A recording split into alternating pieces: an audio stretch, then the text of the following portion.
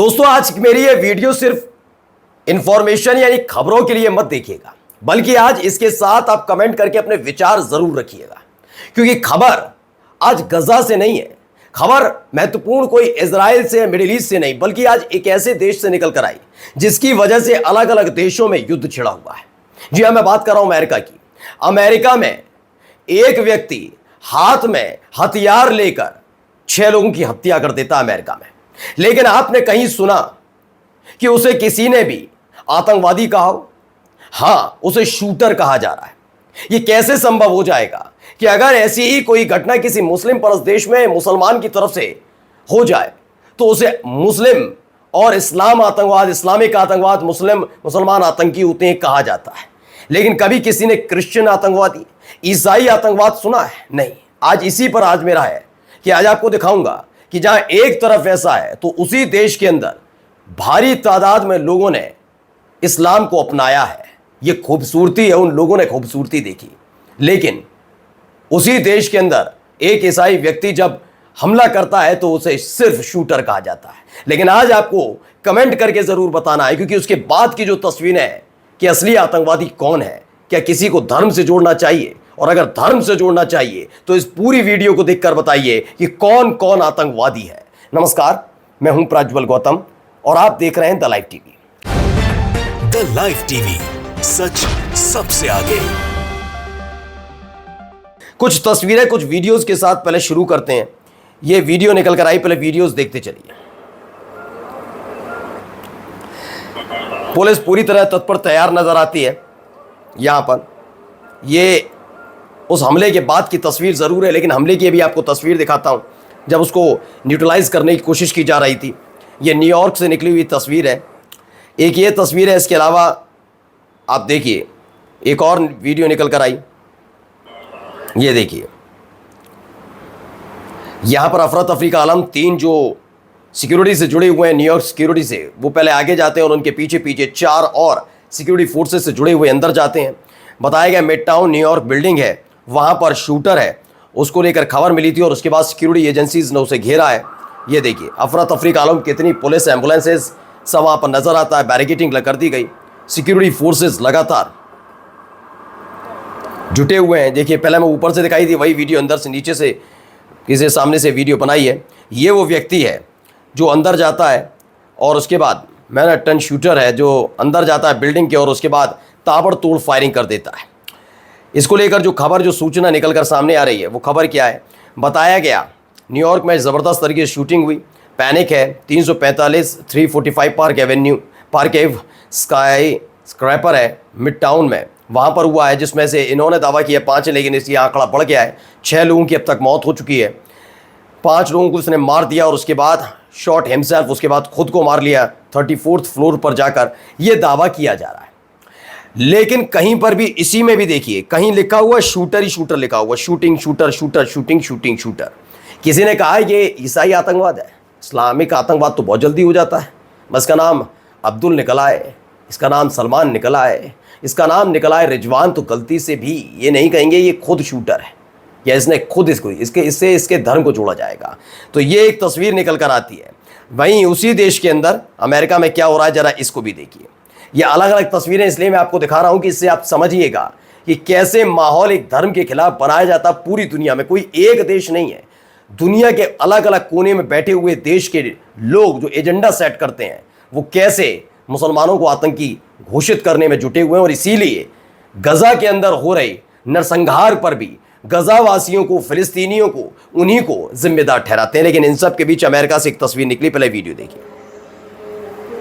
तो पूरी कतार आप देख सकते हैं। ये कौन सा धर्म है जो ऐसा है उसका निर्वहन किया जाता है, पहले बताइए। आप समझ गए होंगे।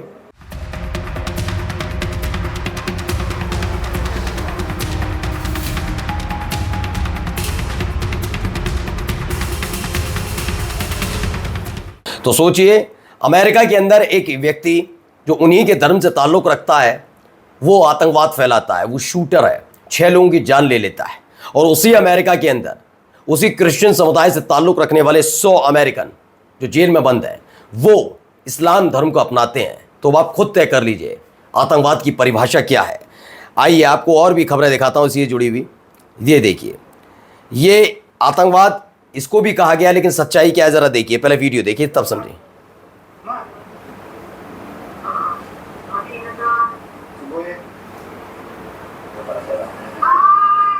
चेहरे मुस्कुराते हुए नजर आ रहे हैं ना, कहीं दहशत नजर आ रही है? नहीं।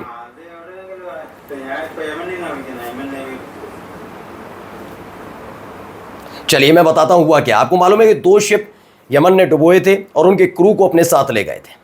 इस पर भी आतंकवाद का ठप्पा लगाया जा रहा था। लड़ाका संगठन जो हूती लड़ाके हैं, जो गजा के लिए, फिलिस्तीनियों के लिए लड़ रहे हैं, उनके लिए कहा गया है कि ये सारे के सारे आतंकवादी हैं अलग अलग जगह।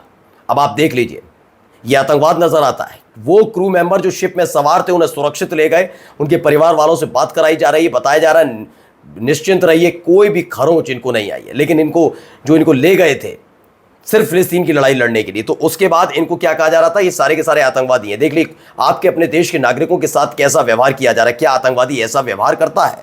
चलिए अगली खबर दिखाता हूं, बहुत खबरें हैं दोस्तों ऐसी। ये देखिए, इस तस्वीर को भी देख लीजिए, इस वीडियो को पूरी नहीं दिखाऊंगा लेकिन थोड़ी सी देखिएगा।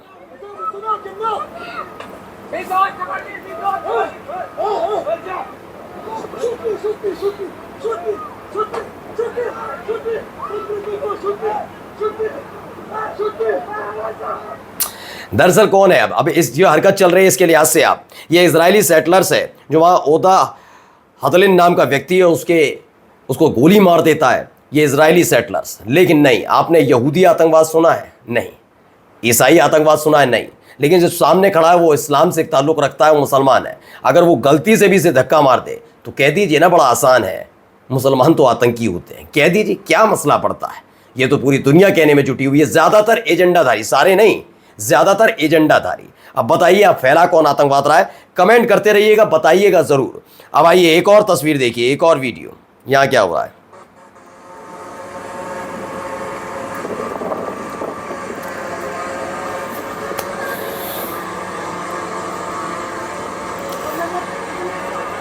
तो ये लड़का जो आपको नजर आता है, इसके साथ आप देखिए, इसके ऊपर एक ड्रोन उड़ रहा है। ये कौन है? ये लेबनान का व्यक्ति है। और इसके ऊपर उड़ता हुआ ड्रोन किसका है? लेबनीज सिटीजन्स पर कैसे नज़र रखी जा रही है, अब आप खुद सोचिए कौन ये रख रहा है। इजराइल का ये ड्रोन है जो लेबनान के नागरिकों पर उनके अपने देश में नज़र रख रहा है। आतंकवाद कौन फैला रहा है? हिजबुल्लाह, लेबनान, या फिर जिसका ये ड्रोन है? जवाब जरूर दिए। मैं कमेंट आज चाहूँगा, आप कमेंट देखिएगा। इसीलिए कहा था कि सिर्फ खबर नहीं है, आज फ़र्क देखिएगा। और ताज़ा खबरें सारी ताज़ा हैं, लेकिन देखते चलिएगा। अब आइए ये वीडियो देखिए, इसको भी बताइएगा ये कैसा आतंकवाद है। हर आतंकवाद बम गोला बारूद का नहीं होता, ये भी होता है। ज़रा देखिए हालात क्या है। इन बक्सों में खाना है, इन बक्सों में पानी है, इन बक्सों में इलाज का सामान है, दवाइयाँ हैं। ये कहाँ है?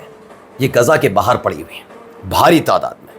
अब सोचिए सारी इधर रफा क्रॉसिंग पर पड़ी हुई है, इसकी तस्वीर निकल कर सामने आई और ऐसे ही सड़ रही हैं, गल रही हैं। अभी हाल ही में तो खबर आई थी कि खुद इजराइल ने माना कि हाँ, उसने कई ऐसी मदद के ट्रक थे जो मदद लेकर आए थे, ट्रक, उनके सारे सामान को ख़त्म करा अपने हाथों से। आतंकवाद किसका है? गजावासियों का, फिलिस्तीनियों का, या फिर जो इस मदद को रोक रहा है और उस मदद को बर्बाद कर रहा है, खाने पीने के सामान को? ये आतंकवाद है। आज सिर्फ मैं इसी की बात कर रहा हूँ, इसके लिए आप बार बार सुनेंगे ऐसी बात को। अब देखिए कुछ लोग ऐसे भी होते हैं जो मानते नहीं हैं, और सुनिए इनको। We are going again, and we are going bigger. So we have many boats. We call it Global Sumud Flotilla, and we are inviting every single person in this world to join. दरअसल middle east eye की खबर है, we are going again and we are going bigger. कुछ लोग ऐसे होते हैं जो मानते नहीं है, जो आतंकवाद के सामने या गुंडागर्दी के सामने घुटने नहीं टेकते। उनमें से ये कैसे हंडाला वाले हैं। हंडाला फ्लोटिला आपको तो पता ही है, वो उसके शिप को कब्जा किया गया था। इजराइल के सैनिक लद जाते हैं और उसके बाद उनको गिरफ्तार कर लेते हैं। उनमें से तो एक एक्टिविस्ट ने हंगर स्ट्राइक शुरू कर दी है कि मैं तब तक खाना नहीं खाऊंगा जब तक गजा तक खाना नहीं पहुंचेगा, हमारी जो मदद लेकर आए थे वो नहीं पहुंचेगी। अब ये कह रहे हैं कि आप हमें कितना ही रुकिए, हम गजा के लोगों तक खाना पहुंचा कर रहेंगे। अब कौन है असली आतंकवादी? ये लोग जो गजा के भूखे प्यासे बच्चों तक खाना और पानी पहुंचा रहे हैं, या वो जो इसको रोक रहा है? आगे देखिए एक और खबर, यहां देखिए।